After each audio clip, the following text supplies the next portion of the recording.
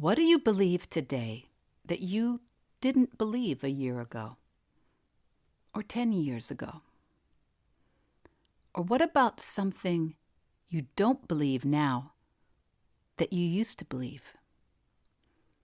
A belief is just a thought you keep thinking, a sentence in your mind that you repeat so often that it starts to seem true. Usually we aren't even conscious of what our beliefs are until we subject them to scrutiny. I never believed that I could commit to a vegan diet until I stopped thinking that thought. I never believed that this introvert grandmother could have a podcast, work with clients, or write a plant-based coaching methodology. What was I thinking? How could I have been so wrong about me?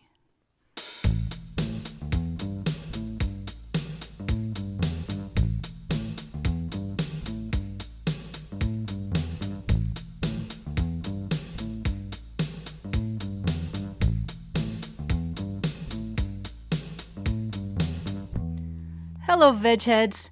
You're listening to Veg Your Best, the plant-based podcast. My name is Michelle Olander. I'm a certified life coach, a practicing vegan, and I'm here to try and convince you to show up, eat more plants, and not wait a single second longer to set an impossible goal, whatever that is for you. Episode 7, where we ask, what are you thinking? Welcome back. We're on a roll here, episode 7. I just read that 12% of podcasts have only published a single episode. 6% haven't made it past 2 episodes. And that half of all podcasts have 14 or fewer episodes. So I'm on my way, doing something I never, ever believed was possible for me. Why did I not believe that?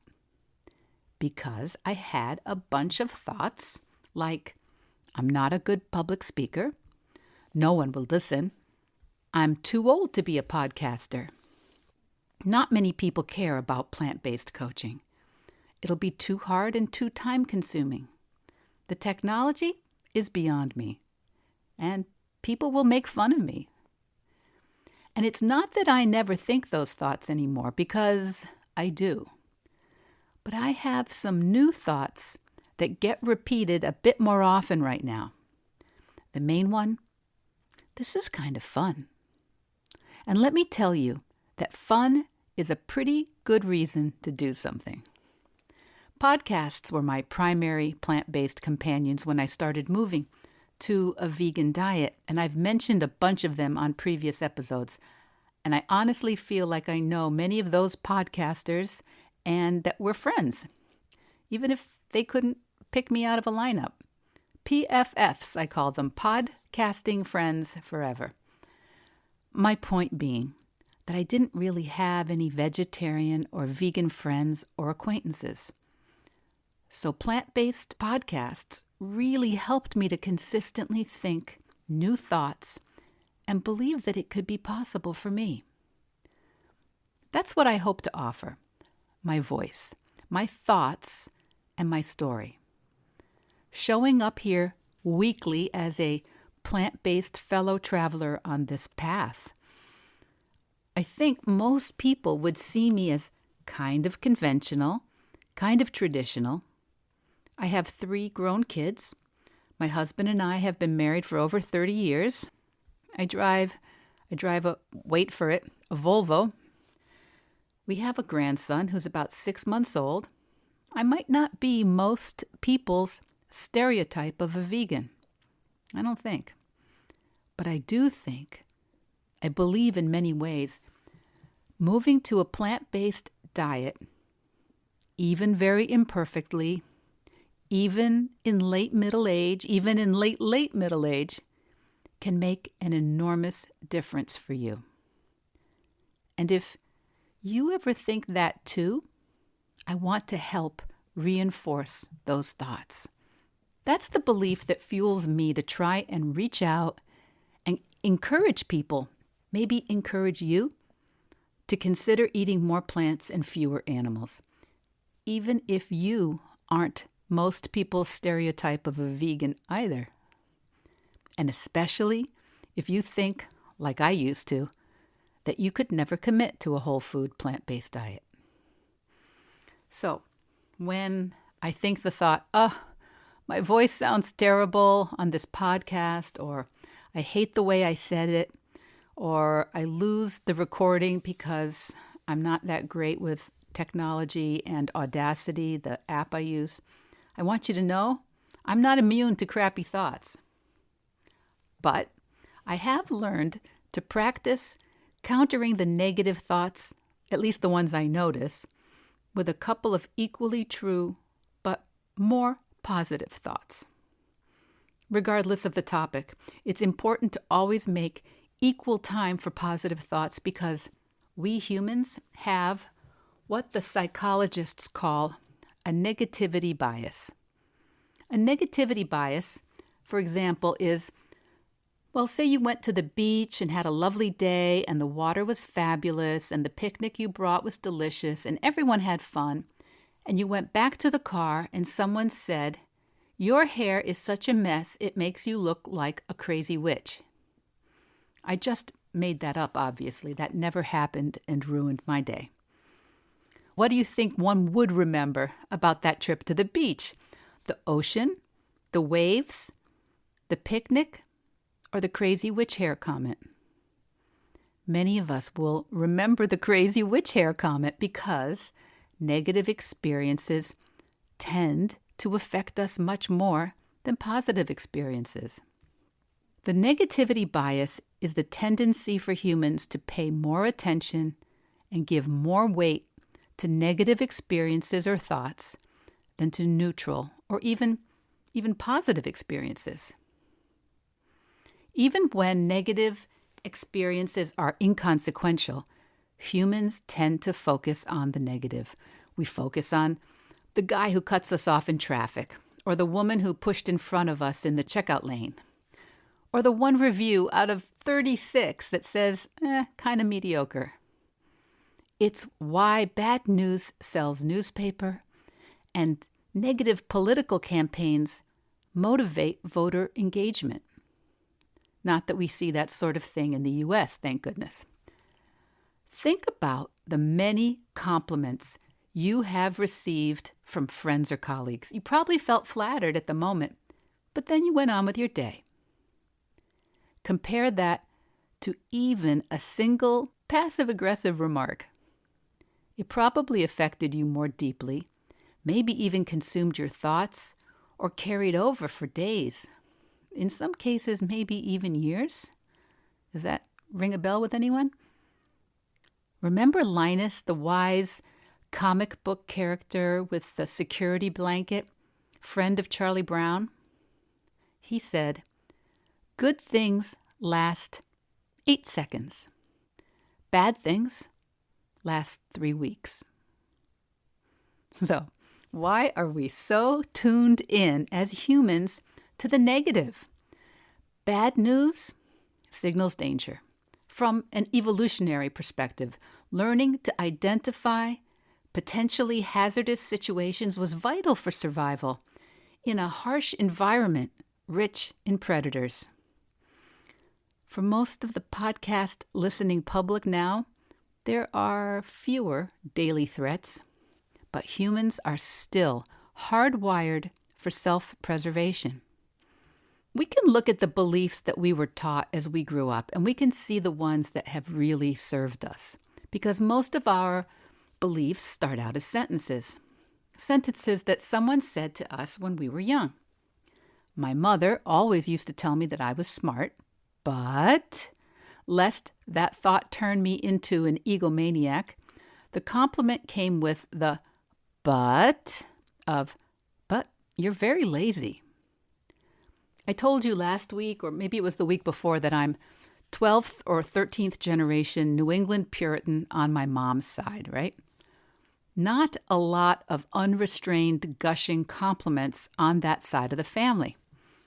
In my case, Anytime I got a compliment on my work or achievement, since then I always silently in my head, but definitely add the little coda, "Thank you, that's a nice compliment, but I'm actually very lazy." We often think that being negative is more realistic, or that it encourages us to work harder, or that it protects us from the disappointment of wanting more but not getting it. We also think being negative is better manners than being a self-aggrandizing egomaniac, as if that's the only alternative. Harsh negative self-criticism on one hand, or arrogant, grandiose narcissism. I think there might be some middle ground. When we remind ourselves about the existence of the negativity bias in most of us, it can help us get a glimmer of what we're doing to keep ourselves stuck. When I first began moving away from meat, dairy, and eggs, I had a bunch of negative thoughts that seemed very true. Thoughts that made me think going vegan would be impossible, at least in my situation. At the risk of sounding like a very shallow, insecure person, one of the omnipresent thoughts I had on repeat was, my family and friends are going to be so annoyed if I go vegan. I had a lot of these imagined scenarios where my family would be exasperated, or where it would ruin a holiday gathering. Or we'd be out together and then it would ruin a meal in a restaurant if they had to try and enjoy their dinners when there wasn't much on the menu for me. Okay, I'm not saying that nothing like that has ever happened, but there have been occasionally negative situations over dinner across the past 5 decades when I was an omnivore that had nothing to do with me or anyone else eating plant-based. But I had to identify that negative thought and subject it to just a little bit of inquiry, a little bit of scrutiny to see it was pretty illogical. Yes, veg heads, there can be uncomfortable moments eating plant-based. There are uncomfortable moments, period, no matter what your dietary preferences. Have you ever experienced a bad meal? A restaurant order that came out wrong? An unhelpful server? Or an exasperated, cranky dining companion? Have you ever been accidentally served truffle fries? So gross, right? But you survived. And it didn't mean you decided that your diet and lifestyle choices were fundamentally flawed. Sometimes you have a lousy meal. And sometimes the people you are with feel bad about it, or they criticize the way you ordered. That happened when I ate meat, and it happens sometimes now that I don't. But the thought that it would complicate meals and eating out with friends and family really made me hesitate committing to a vegan diet. Instead, I practiced ordering vegan meals sort of subtly for a long time before I went public. Honestly, it would have been a lot easier if I had just spent some time uncovering that negative thought that was making it so hard for me and subjecting it to a little scrutiny. I went vegan before I learned a lot about coaching, and I know, it would have been a lot simpler and more efficient if I had had a coach, or at least known how to self-coach. But no matter, this is lifetime work. And even if I have the plant-based eating thing pretty handled, I have plenty of other areas to coach myself on. But let's talk about you. Does it just seem too hard for you to move toward a plant-based diet? Or maybe there's another area of your life where you think you want change, but it seems pretty impossible right now. And of course, there are some objective impossibilities. But those are not the ones that really nag at us, are they? I'm talking about the impossibilities that seem to require something intrinsic that we're missing, or we think it's just too much for us to handle right now, or it requires more support from someone, or a different skill set, or more organization, or more time. Yes, we know other peoples have done the thing we want to do, but they were unicorns, surely. Or they had more confidence, or more money, or more time, or more. You fill in the blank.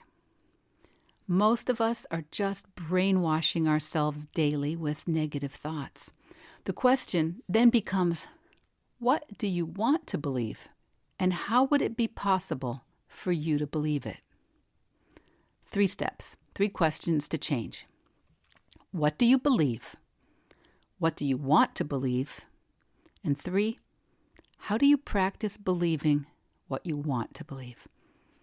So today we're only going to really discuss the first step, noticing what it is you believe now, what you're thinking, without judgment, only curiosity. Epictetus, Stoic philosophy alert. Epictetus recommended daily self-scrutiny applied with kindness as a practice to help move us in the direction of our goals. What do you believe about yourself? What do you believe about your life? What do you believe about the people in your life? What do you believe about your past? What do you believe about your capacity in your future? Those beliefs that you have, those thoughts you're thinking, are so important. Do you see why? Because those thoughts and beliefs will determine your results, your thoughts. The sentences that you keep thinking over and over again are your beliefs. Your thought, your beliefs will determine how you feel about your life. They'll determine what you do and how you do it, and with what commitment you show up to do those things. And ultimately, your thoughts will determine your results. Any of you thinking that you already know what you believe, or that you don't need to know what you believe, please keep an open mind about this. It's really the most important thing to know. I can look at your beliefs right now. We could sit here and talk about your beliefs, and I'd be able to tell you what your future will be like. Maybe you think, I don't have as much resolve as someone who goes vegan, or I don't have as much commitment.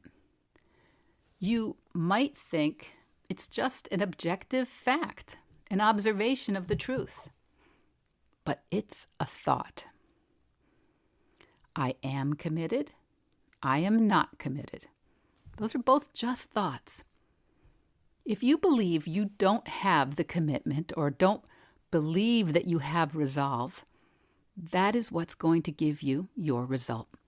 It's not because you don't have commitment. Commitment is not a fact or an object or something some people are born with. It's just a thought. You have the same amount of ability to commit to something as I do. You have the same amount of resolve as I do. You might actually have more. That's the secret to the universe right there.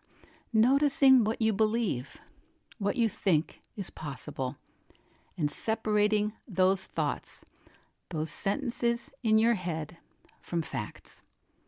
If you take the same action that I take, eating plants and not eating animal products, you would be eating vegan or plant-based. Those are facts.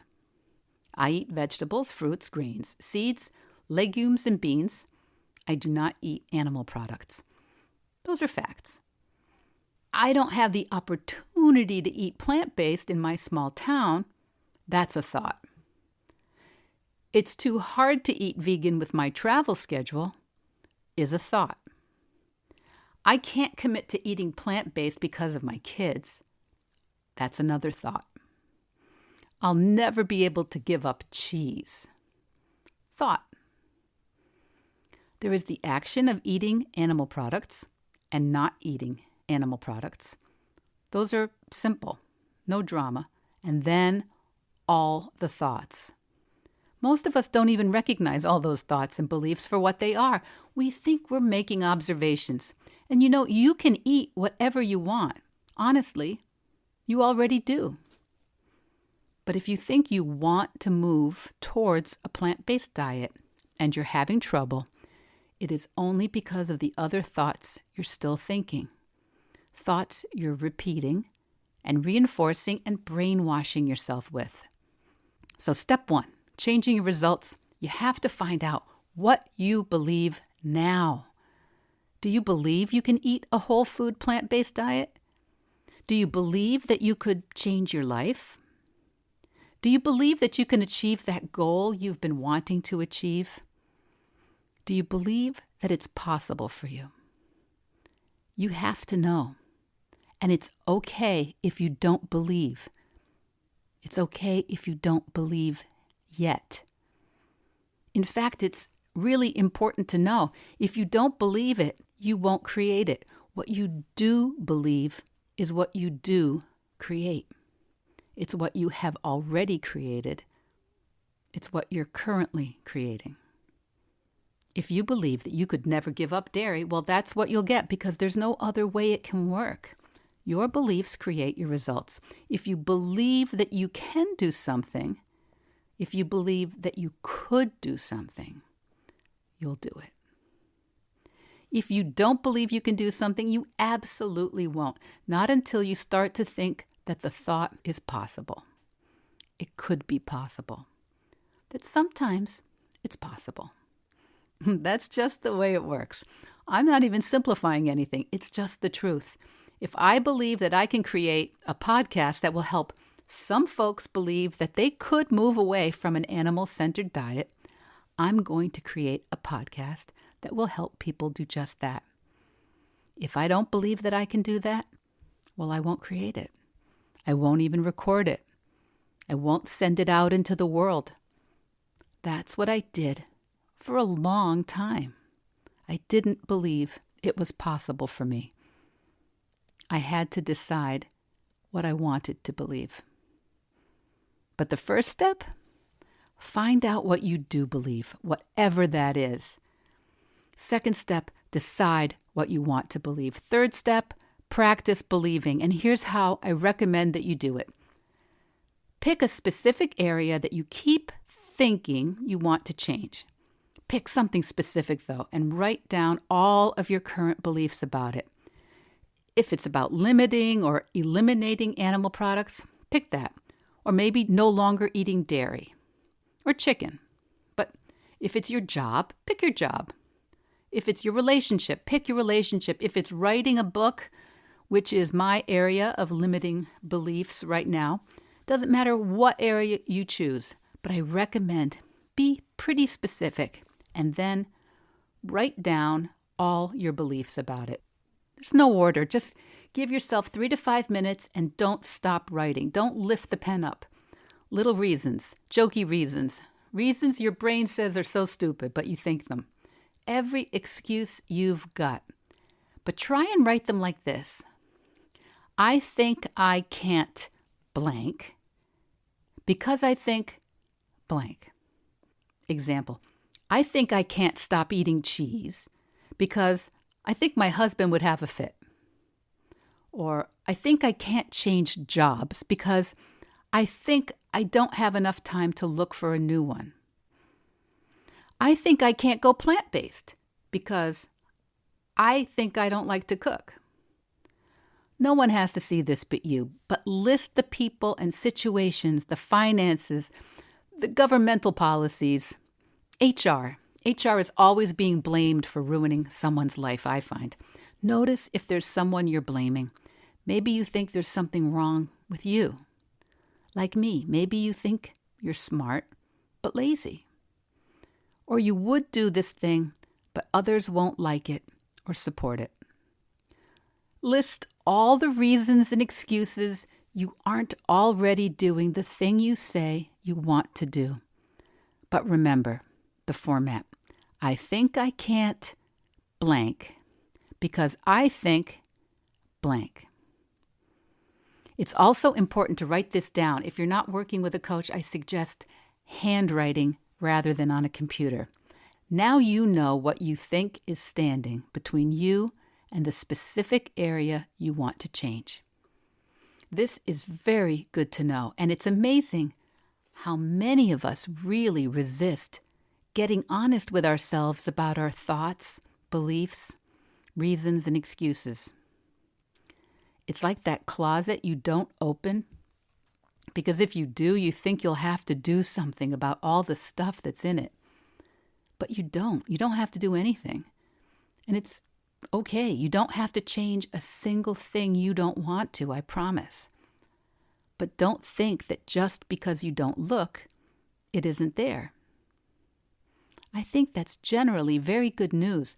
It's good news to know the exact reasons you think you aren't doing something. And the reasons are always, only, ever your thoughts. You never, ever, ever have to change a single one of those thoughts. It doesn't mean those thoughts aren't there, though. So what are you thinking? I'd love it if you would email me one or two of the thoughts you notice that have been keeping you stuck in some area.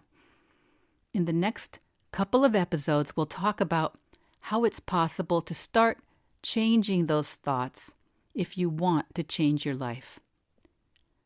But quite honestly, just bringing those current thoughts to the surface can really start some very positive changes in and of itself. So do the self-scrutiny with kindness, like Epictetus suggests. And if you're curious how doing this work with a coach could help you with your plant-based goals, let's talk. The link is in the show notes. Veg Your Best podcast production, music, and editing by Charlie Weinshank. Thanks, Charlie. Before you go, it would mean so much to me and the Veg Your Best team if you would hit subscribe, leave us a 5-star review, or share with someone you think might be interested. Something about algorithms, it helps bump us up a little in the rankings, and that's the best way to help others find the podcast and for us to find our audience. So, until next week, make it easy and veg your best.